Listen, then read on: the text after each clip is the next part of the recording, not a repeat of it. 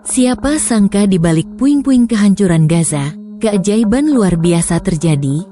Seorang anak kecil ditemukan hidup setelah 7 hari terkubur. Kisah ini tidak hanya penuh air mata, tetapi juga mengajarkan kita arti cinta, harapan, dan kekuatan doa. Sahabatku yang dirahmati Allah, Assalamualaikum warahmatullahi wabarakatuh. Selamat datang di channel Roro Mendil. Saya sangat berterima kasih untuk sahabat yang telah like dan subscribe. Saya doakan sahabat semua dilimpahkan rezekinya, dipanjangkan umurnya, serta memiliki kebahagiaan dunia dan akhirat. Amin ya robbal alamin. Sempatkanlah waktu 5 detik untuk menulis sholawat kepada Nabi Muhammad. Insya Allah menjadi penerang jalan kita di akhirat kelak. Langit Gaza memerah, bukan karena matahari terbenam yang indah, tetapi karena kilatan bom yang meledak di kejauhan. Suara sirine meraung-raung, memerintahkan warga untuk segera berlindung. Di sebuah rumah kecil yang sudah tua, Fatima bergegas menutup jendela dan memeluk Amir, anak sematawayangnya yang berusia 7 tahun. "Jangan takut, nak, ibu di sini," bisiknya dengan suara bergetar. Amir yang lugu hanya memandangi wajah ibunya, mencoba mencari ketenangan di tengah ketakutannya. Suara deru pesawat tempur semakin mendekat. Sebuah ledakan keras mengguncang rumah mereka, membuat dinding retak dan jendela pecah. Fatima menjerit sambil melindungi Amir dengan tubuhnya. "Ya Allah, lindungi kami," doa Fatima lirih. Tak lama kemudian, ledakan kedua terjadi, dan rumah mereka runtuh seketika. Fatima hanya sempat melihat wajah Amir yang ketakutan sebelum semuanya menjadi gelap. Ketika ia sadar, tubuhnya terjepit di antara puing-puing, dan Amir tidak terlihat dimanapun. Fatima diselamatkan oleh tim medis yang datang beberapa jam setelah kejadian itu. Dengan tubuh penuh luka, ia terus berteriak, "Amir, di mana anakku? Tolong cari anakku." Namun, puing-puing yang menutupi rumah mereka terlalu tebal untuk segera digali. Para penyelamat mencoba menenangkannya, tetapi Fatima tidak peduli. Baginya, yang terpenting adalah Amir. Hari pertama berlalu, dan Fatima masih duduk di dekat reruntuhan rumahnya, menatap kosong ke arah puing-puing. Ia menolak makan dan minum, hanya memohon kepada Allah agar anaknya ditemukan. Hari kedua dan ketiga terasa seperti neraka. Suara mesin-mesin penggali terus berdengung, tetapi tak ada tanda-tanda Amir. Beberapa tetangga mencoba membujuk Fatima untuk beristirahat, tetapi ia menolak. "Anakku masih di sana. Aku tidak akan pergi sampai dia ditemukan," katanya dengan mata yang sembab karena tangisan. Pada hari keempat, Fatima mulai merasa putus asa. Ia menangis di pelukan seorang tetangga. Tubuhnya gemetar karena kelelahan. "Mungkin Allah sudah memanggilnya," katanya dengan suara lirih. Tetapi di dalam hatinya, ia tahu ia tidak boleh menyerah. Ia kembali berdiri di dekat puing-puing, kali ini dengan doa yang lebih khusyuk. "Ya Allah, jika Amir masih hidup, tolong beri kami tanda. Jika tidak, tolong beri aku kekuatan untuk menerima takdir-Mu." Hari ketujuh tiba. Tim penyelamat hampir menyerah, tetapi tiba-tiba salah satu dari mereka mendengar suara kecil. "Diam, ada suara," teriaknya. Semua orang terhenti, dan mereka mendekati titik tempat suara itu berasal. Dengan hati-hati, mereka menggali lebih dalam. Setelah beberapa jam, muncullah tangan kecil yang berdebu. Semua orang terdiam, tidak percaya pada apa yang mereka lihat. Amir, anak kecil yang sudah 7 hari terkubur, masih hidup. Ketika Amir diangkat dari puing-puing, tubuhnya sangat lemah, tetapi matanya masih terbuka. Ia tampak bingung, tetapi saat melihat cahaya matahari, ia tersenyum kecil. Semua orang terharu. Tim penyelamat bersorak, sementara Fatima berlari ke arah anaknya. "Amir, anakku," teriaknya sambil menangis. Ia memeluk Amir dengan erat, seolah tidak ingin melepaskannya lagi. "Bagaimana dia bisa bertahan?" tanya salah satu tim penyelamat dengan wajah penuh keheranan. Amir, dengan suara kecilnya, menjawab, "Aku terus mendengar suara ibu memanggilku." Aku tahu ibu tidak akan meninggalkanku. Jawaban itu membuat semua orang menangis. Bahkan para penyelamat yang sudah terbiasa melihat tragedi tidak bisa menahan air mata mereka. Fatima tidak henti-hentinya menciumi Amir, memastikan bahwa anaknya benar-benar hidup. "Aku pikir aku sudah kehilanganmu, nak," katanya sambil menangis. Amir hanya tersenyum kecil dan memeluk ibunya. "Aku tahu ibu akan menemukanku," katanya dengan polos. Fatima tidak bisa berkata-kata lagi. Bagi seorang ibu, momen itu adalah keajaiban terbesar yang pernah ia alami. Namun, kebahagiaan itu bercampur dengan rasa sakit. Fatima sadar bahwa hidup mereka tidak akan pernah sama lagi. Rumah mereka telah hancur, keluarga besar mereka banyak yang meninggal, dan konflik di Gaza masih terus berlanjut. Tetapi melihat Amir hidup kembali memberikan Fatima harapan baru. Ia percaya bahwa jika Allah masih memberikan kesempatan untuk anaknya, maka ia harus terus berjuang untuk masa depan yang lebih baik. Kebahagiaan Fatima karena menemukan Amir hanya bertahan sebentar. Kenyataan pahit menamparkan mereka tak lama setelah itu. Rumah mereka telah rata dengan tanah, dan segala harta benda hilang begitu saja. Tidak ada tempat bagi mereka untuk kembali. Kota Gaza yang dipenuhi reruntuhan menyajikan pemandangan suram. Setiap langkah mereka seperti menginjak bekas luka dari perang yang belum kunjung berakhir.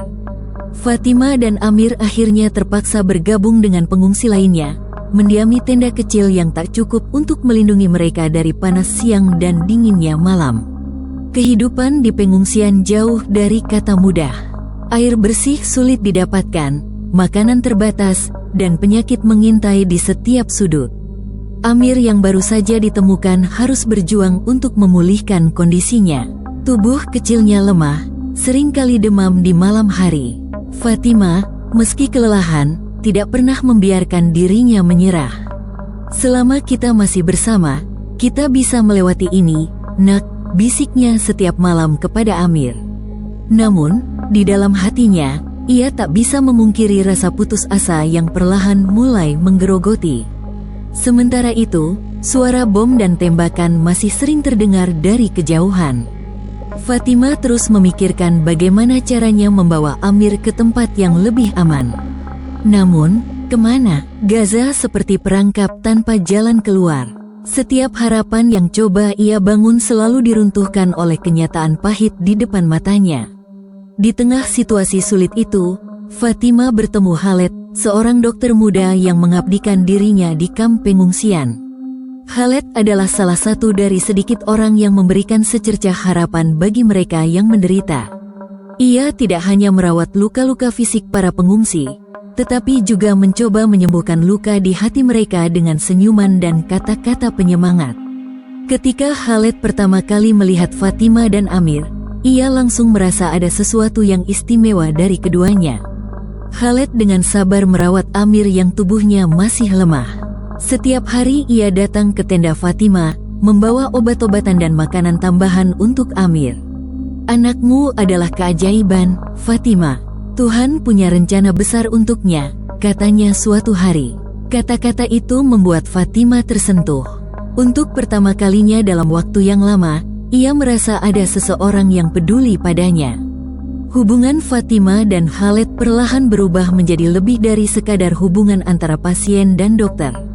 Mereka mulai berbagi cerita, saling menguatkan di tengah situasi yang penuh tekanan. Khaled, dengan ketulusannya, menjadi sumber kekuatan baru bagi Fatima. Dan tanpa disadari, cinta mulai tumbuh di antara mereka, memberikan Fatima alasan baru untuk terus berjuang. Namun, kebahagiaan kecil itu kembali diuji. Suatu malam, ledakan besar mengguncang kamp pengungsian. Para pengungsi panik, berlarian ke segala arah. Fatima memeluk Amir erat-erat, berusaha melindunginya dari bahaya. Khaled, yang sedang membantu di tenda medis, juga terluka akibat serpihan ledakan. Saat itu, Fatima merasa ketakutan yang luar biasa. Ia sadar bahwa bahkan tempat pengungsian pun tidak aman bagi mereka. Setelah kejadian itu, Khaled semakin dekat dengan Fatima dan Amir. Aku tidak akan membiarkan kalian terluka lagi, katanya dengan nada serius. Fatima, yang sebelumnya selalu merasa harus bertarung sendirian, mulai merasakan bahwa ia tidak lagi sendiri. Namun, di sisi lain, ia juga takut. Apa gunanya jatuh cinta di tempat seperti ini, ketika semuanya bisa diambil kapan saja, pikirnya. Amir, yang polos, sering bertanya, kenapa kita selalu kehilangan sesuatu, Bu? Pertanyaan itu membuat Fatima termenung. Ia tahu, di mata Amir, dunia ini tampak kejam dan tidak adil. Tetapi ia juga tahu bahwa ia harus memberikan harapan kepada anaknya. Karena Tuhan ingin kita lebih menghargai apa yang kita miliki, jawab Fatima suatu hari, sambil menggenggam tangan Amir. Kisah Amir yang kembali hidup setelah 7 hari terkubur menyebar ke seluruh kamp pengungsian, bahkan hingga ke luar Gaza. Banyak yang melihatnya sebagai simbol harapan di tengah kegelapan. Para pengungsi sering datang kepada Fatima, meminta doa dan berbagi cerita tentang kehilangan mereka.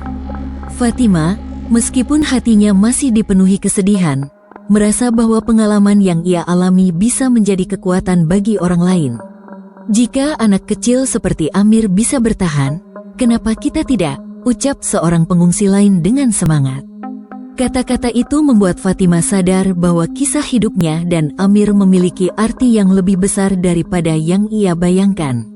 Ia mulai membuka hatinya untuk membantu orang lain, meskipun ia sendiri masih merasa lemah. Dengan dukungan Khaled, Fatima menjadi sosok yang memberikan harapan kepada mereka yang hampir menyerah. Amir, meski tubuhnya kecil, juga menunjukkan keberanian luar biasa. Ia sering membantu Khaled di tenda medis, membagikan makanan kepada para pengungsi, dan membawa senyuman ke wajah mereka. Aku ingin jadi dokter seperti Kak Khaled, katanya suatu hari. Kata-kata itu membuat Khaled dan Fatima tersenyum, meskipun hati mereka masih dipenuhi kecemasan tentang masa depan. Fatima, Khaled, dan Amir kini menjadi simbol kekuatan dan harapan di kamp pengungsian. Meskipun mereka hidup di tengah situasi yang penuh ketidakpastian, mereka tidak pernah berhenti bermimpi tentang masa depan yang lebih baik. Khaled, yang akhirnya mengungkapkan perasaannya kepada Fatima, berkata, "Aku tahu ini bukan waktu yang mudah, tetapi aku ingin kita menghadapi semuanya bersama." Fatima, dengan air mata mengalir di pipinya, menerima cinta Khaled. Amir, yang kini semakin kuat, menjadi pengingat bahwa hidup selalu memberi peluang kedua. "Aku tidak akan menyerah, Bu. Kita pasti bisa melewati ini," katanya dengan senyuman. Fatima dan Khaled percaya, dengan cinta, doa, dan keberanian, mereka bisa mengubah apa yang tampak mustahil menjadi mungkin. Cerita mereka menyebar luas, menginspirasi banyak orang untuk tetap berjuang, tidak peduli seberapa sulit keadaan. Mereka adalah bukti nyata bahwa harapan tidak pernah mati, dan cinta selalu menemukan jalannya, bahkan di tengah reruntuhan perang. Kisah ini mengajarkan kita bahwa keajaiban bisa terjadi di tengah kehancuran, dan cinta selalu menemukan jalannya. Jika kalian merasa tersentuh dengan cerita ini, jangan lupa bagikan ke teman-teman kalian agar lebih banyak yang terinspirasi. Mari kita terus berdoa untuk perdamaian dunia. Terima kasih sudah menonton. Sampai jumpa di cerita berikutnya.